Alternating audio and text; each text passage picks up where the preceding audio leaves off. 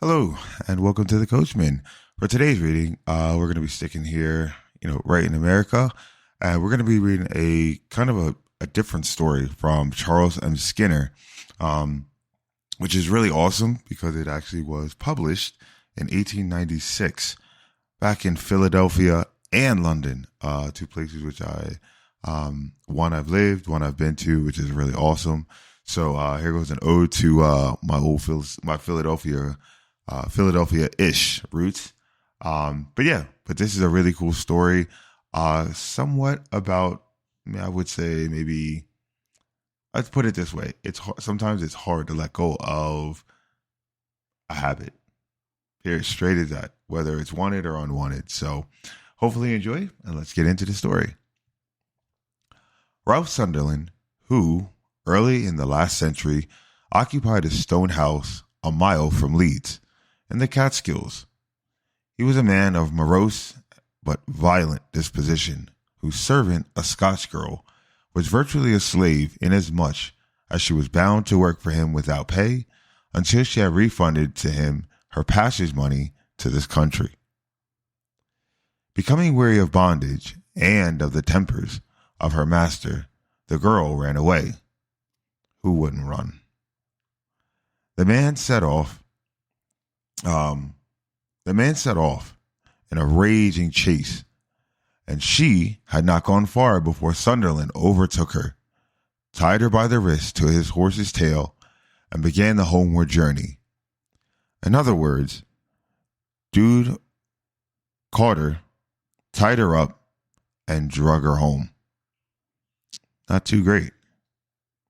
Afterward, he swore that the girl stumbled against the horse's legs, so frightening the animal that it rushed off madly, pitching him out of the saddle and dashing the servant to death on rocks and trees.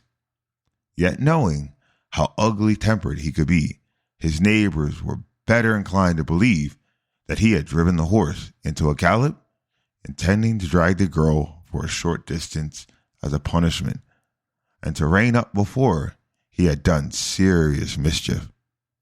Now, I don't know about you, but I've heard a lot of these stories. I mean, somebody getting angry, doing something they shouldn't do, and then saying, "Oh, no, no, no, no, no, no, no, no." Like, this is such an American thing right here. So I'm sure you know where I'm coming from.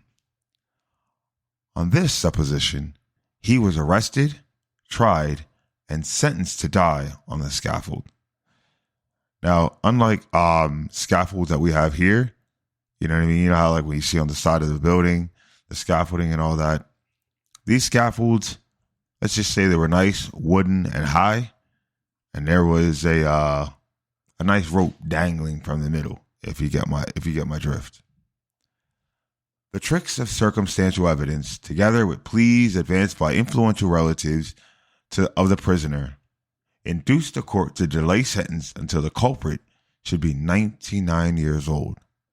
But it was ordered that, while released on his own reconnaissance, in the interim, he should keep a hangman's noose around his neck and show himself before the judges in Catskills once every year to prove that he wore his badge of infamy and kept his crime in mind. In other words, they said, yo, until you are 99, you're going to wear this mark that lets everybody know what you did and have everybody asking questions. Sounds like being black in America, but we'll let that go. We'll let that alone.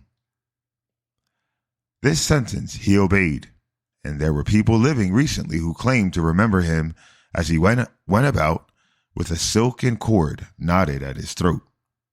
He was always alone. He seldom spoke. His rough, imperious manner had departed.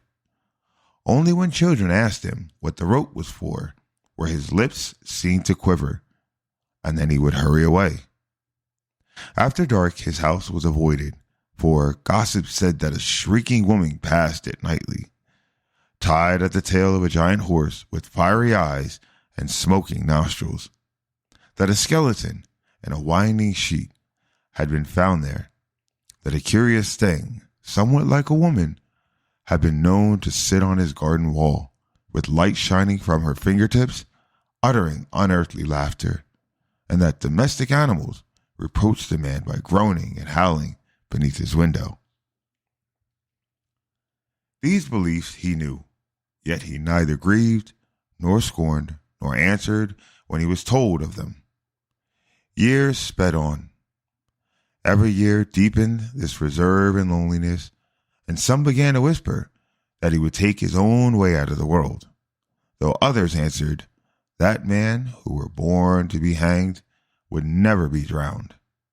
But a new republic was created, new laws were made, new judges sat to minister them. So, on Ralph Sunderland's 99th birthday anniversary, there were none who would accuse him or execute sentence. He lived yet another year, dying in 1801. But was it from habit, or was it in self-punishment and remorse that he never took off the cord? For when he drew his last breath, though it was in his own home, his throat was still encircled by the hangman's noose. I guess we'll never know. So hopefully you have a lovely day, a lovely week, and a lovely weekend, and nothing kind of circles your throat. So until I see you next time, take care.